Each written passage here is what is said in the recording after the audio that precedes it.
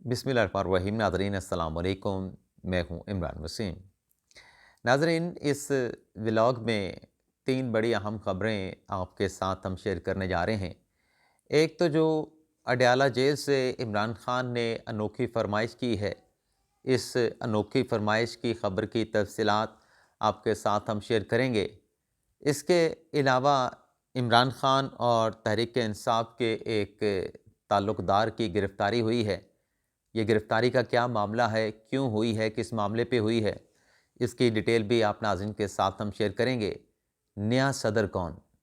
ये भी एक अहम ख़बर है। इसकी तफ़सीलात भी आगे चल के आप नाज़रीन की खिदमत में पेश करेंगे। और इसके अलावा कुछ दीगर ख़बरें भी हैं, उनकी तफ़सीलात भी व्लॉग में शामिल करेंगे। लेकिन नाज़रीन, ख़बरों से गुफ्तगू का आगाज़ करने से पहले जो आज के व्लॉग में आपसे हमने दरख्वास्त की कि पिछले 2 दिन में जो एक डेवलपमेंट हुई है, उसके नतीजे में आप दोस्तों की सपोर्ट की बहुत ज़्यादा ज़रूरत है। तो चैनल को सब्सक्राइब करें, जो बेल आइकॉन का बटन है उसको प्रेस भी करें, वीडियो को लाइक भी करें और अपने दोस्तों के साथ इसको शेयर भी करें। और ये मैं एक आप यूँ समझें कि ब्रैकेट्स के अंदर रह के आपके साथ बात कर रहा हूँ। अगर किसी को गहराई में जाना है तो मैंने कम्युनिटी जो पेज है अपने यूट्यूब चैनल का, उसके ऊपर एक पोस्ट पब्लिक की, आप वो जाके देख सकते हैं। तो इसके अलावा नाज़रीन, एक और भी अफ़सोसनाक एक वाक़या जो कराची में पेश आया। आयशा मंज़िल जो एक इमारत है, वहाँ पे आग लगी और ये आग जो है वो 4 मंज़िला तक जा पहुँची थी। लेकिन अच्छी ख़बर ये है कि तमाम जो लोग थे, जो फँसे हुए थे अपने फ्लैट्स में, उनको बहिफ़ाज़त जो है वो रेस्क्यू कर लिया गया है। लेकिन ये नाज़रीन कोई आज का वाक़या नहीं, इस तरह के वाक़यात महीनों के बाद साल में 1-2 मरतबा हो जाते हैं। बड़े शहरों में, ज़्यादातर कराची में इस तरह के वाक़यात होते हैं।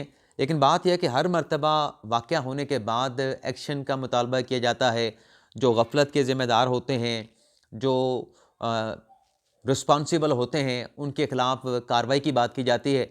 लेकिन वो चंद दिन बाद चलने के बाद सब कुछ खामोशी हो जाती है और फिर एक नया वाक़या जो है नमूदार होता है और फिर दोबारा से वही बातें कि कौन ज़िम्मेदार है, कौन रिस्पॉन्सिबल है। तो वंस फॉर ऑल इन चीज़ों को हमको डिसाइड करना होगा। अदरवाइज़ तो इस तरह के वाक़यात जो है वो होते रहेंगे। ये तो अल्लाह का शुक्र है कि कोई जानी नुकसान नहीं हुआ। माली तो चलो हुआ, लेकिन जानी नुकसान ज़ाहिर-सी बात है कि जिस घर का होता है, उसके ऊपर तो एक यूँ समझिए कि क़यामत टूट पड़ती है। अब अपने व्लॉग का आगाज़ करते हैं। तो सबसे पहले चूँकि इलेक्शन की बात हो रही है, इलेक्शन के हवाले से चीफ जस्टिस साहब ने कहा कि आपने कोई कन्फ्यूजन नहीं पैदा करनी। मीडिया को भी कहा, लोगों से भी कहा। लेकिन कुछ ऐसे एलिमेंट्स हैं जो कन्फ्यूजन क्रिएट करना चाहते हैं। ना सिर्फ कन्फ्यूजन क्रिएट करना चाहते हैं, बल्कि उनका मकसद ये है कि किसी तरीके से 8 फरवरी से इलेक्शन को आगे ले जाया जाए। तो इन एलिमेंट्स में एक आफ्ताब आलम विर्क साहब हैं, शहरी हैं। इनकी तरफ से आज एक अटैम्प्ट की गई है और इस्लामाबाद हाई कोर्ट में ये एक पिटीशन लेके आए हैं, जिसको नंबर भी लगा है और बेंच भी तश्कील हुआ है। चीफ जस्टिस आमिर फारूक साहब कल इस केस की समाअत करेंगे और आफ्ताब आलम विर्क साहब ने अपनी पिटीशन में ये कहा है कि अखबारी ख़बरों के मुताबिक, अब इनके पास कोई अथेंटिक रिपोर्ट नहीं है, अखबारी ख़बरों का हवाला दे रहे हैं। क्योंकि जब आप कोर्ट ऑफ लॉ में जाते हैं, आपको वहाँ पे अखबारी ख़बरों के तराशे नहीं, आपको वहाँ पे कोई मुसद्दका रिपोर्ट पेश करना होती है। तो ये कहते हैं कि अखबारी ख़बरों में ये इंकिशाफ हुआ है कि कसीर तादाद में अफ़गान बाशिंदों ने शनाख्ती कार्ड बनवा रखे हैं और वो पाकिस्तान के शनाख्ती कार्ड पे पासपोर्ट बनवा के सऊदी अरब भी जा चुके हैं। तो वोटर लिस्टों में भी उनका नाम मौजूद है। तो सबसे पहले जो इलेक्टोरल लिस्ट है, जो वोटर फ़हरिस्त है, उस पे नज़रसानी की जाए।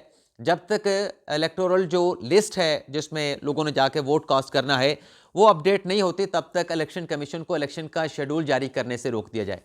यानी पहले ये चीज़ प्रोसेस करके फिर आप इलेक्शन करवाएं। अब सुप्रीम कोर्ट का फैसला है 8 फरवरी का, वो अपनी जगह पे मौजूद है। तो कल इस पिटीशन का क्या होने वाला है, जो मेरा अंदाज़ा है, जो मेरी राय है, फैसला अदालत ने करना है कल। ये पिटीशन उठा के बाहर फेंकने वाली है और इस पिटीशन के ज़रिए गालिबन एक पैगाम दिया जाएगा कि जो ये सोच रहा है कि इलेक्शन ताख़ीर का शिकार होगा, इलेक्शन एक लम्हे के लिए भी ताख़ीर का शिकार नहीं होगा।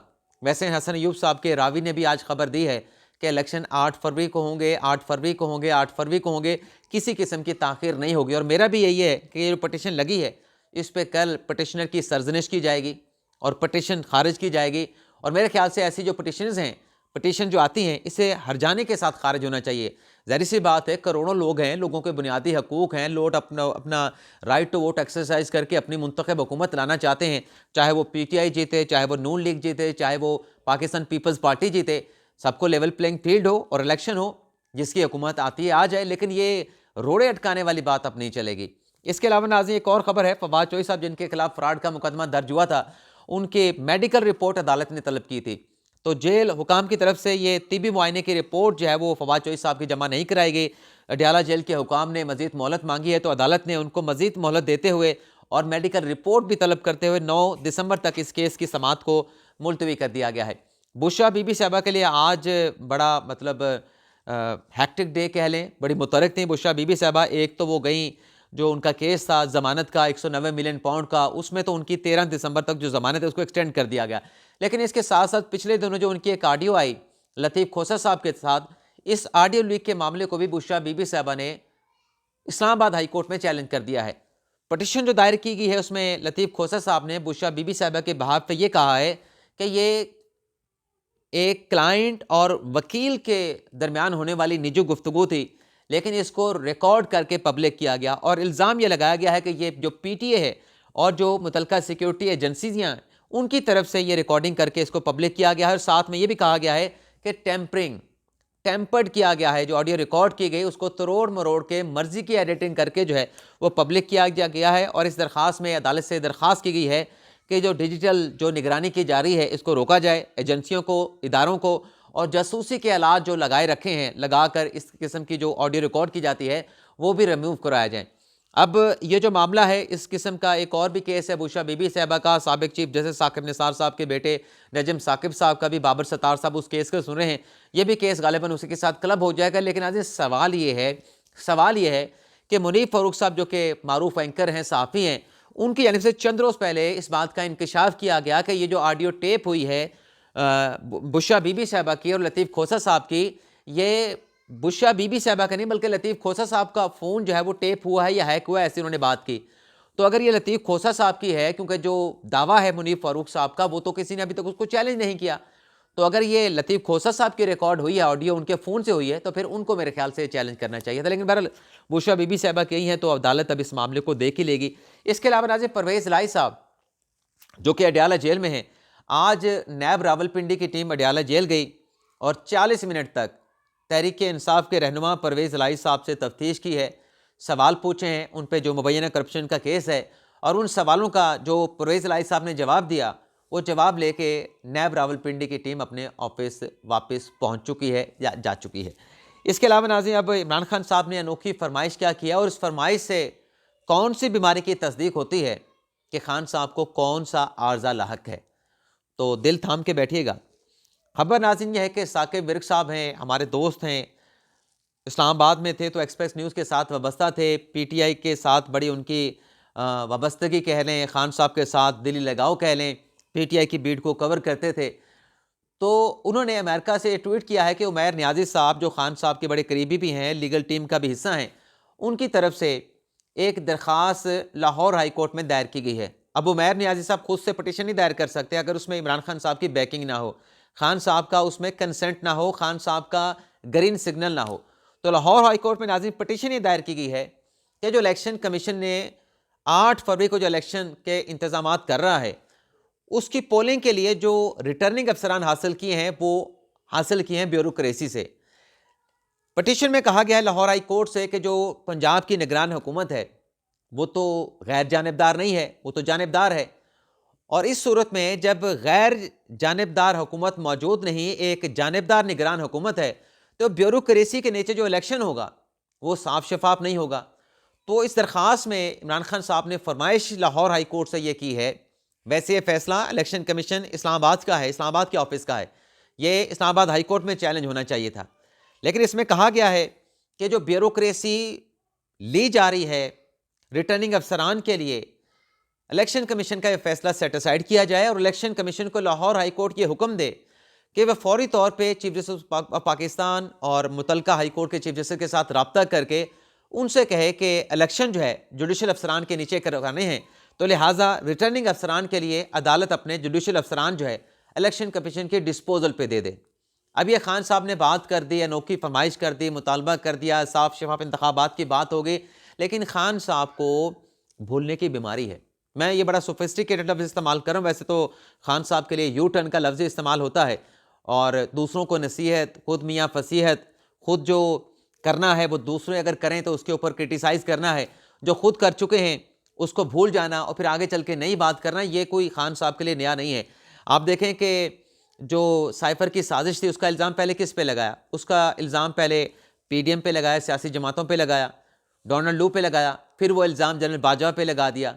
फिर जनरल बाजवा से अब मामला जो है वो साइफर की अदालत में है, वहाँ पे खान साहब जनरल बाजवा को बुलवा लें।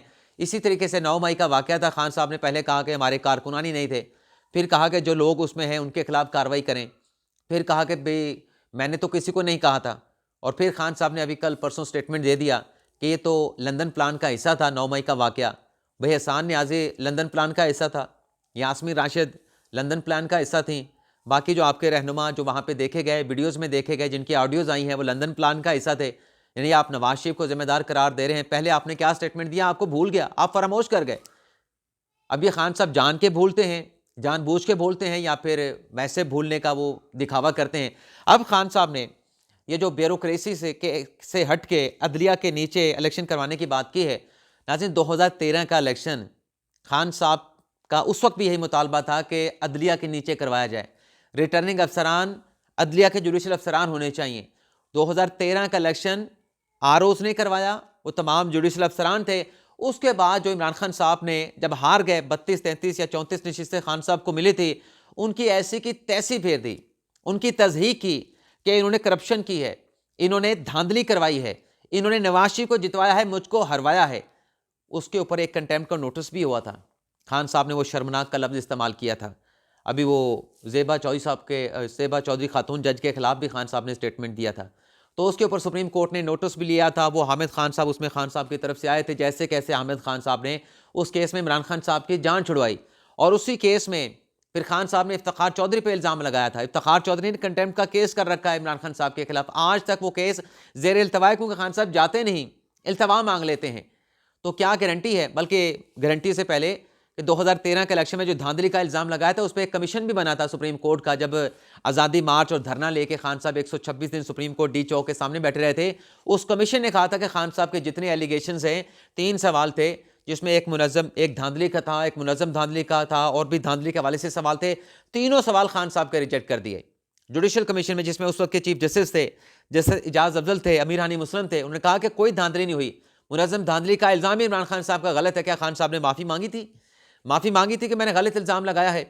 आज अगर ये इलेक्शन चलें, जुडिशल अफसरान के नीचे हुआ, कोई खान साहब की गारंटी देगा कि अगर खान साहब ये इलेक्शन हार गए, जैसे अभी तो कह रहे हैं कि ब्यूरोक्रेसी वाले करप्ट हैं, वो साफ शफाफ इलेक्शन नहीं करवाएंगे।